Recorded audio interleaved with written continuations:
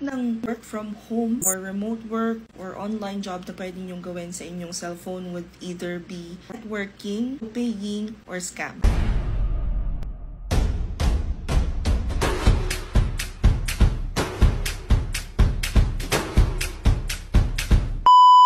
Question tayo dito from Luis, and I think valid yung question niya because a lot of times makakakita kayo ng mga post ngayon na papagpag ng pera, mutual associate, yung ginagamit nila na term, networking, and iba naman is sasabihin sa cellphone lang kikita ka na. Previous video ko, sinagot ko yung question na nangihingi ng payment yung client for system, for tools, or whatnot. Legit ba? And I said, no. Kaya ka nga naghahanap ng work because kailangan mo ng pera, hindi para magbayad ka.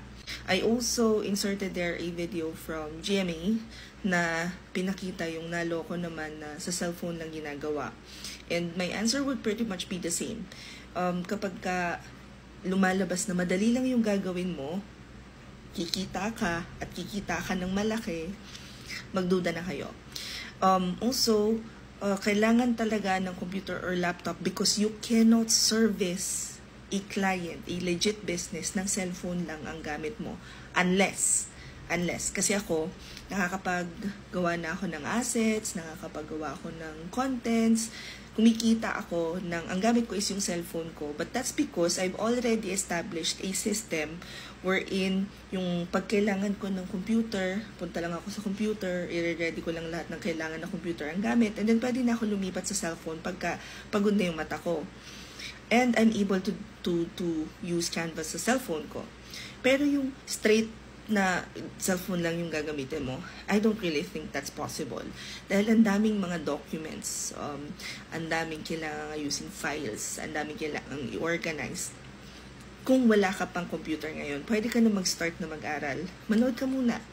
Tingnan mo kung ano yung ginagawa ng iba. Mag-take ka ng online classes using your cellphone. Mag-take ka ng mga courses na libre using Udemy or HubSpot or whatnot using your cellphone. Mag-download ka ng Tascati or any task management app. Pag-aralan mo siya using your cellphone.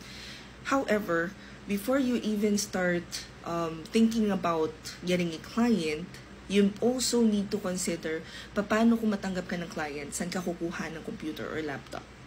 Those are just some of the things that you need to prepare, and it's what you call investment. Ito yung tunay na investment. Yung iyong equipment, headset, internet, a place where you can work ng mapayapa, mga ganung bagay. Unti-unti, huwag niyong parsahin. But at the very least, kung ano yung meron ka ngayon, halimbawa, cellphone pa lang yung meron ka, magsimula ka na mag-aral. And then, once you have a better idea kung nga ba yung ginagawa, edi saka ka ngayon mag-isip ng magandang game plan or atake. Paano kung biglang matanggap ka? Hope this helps. Comment any questions you guys have about working from home. Follow from our work from home chismis. Bye!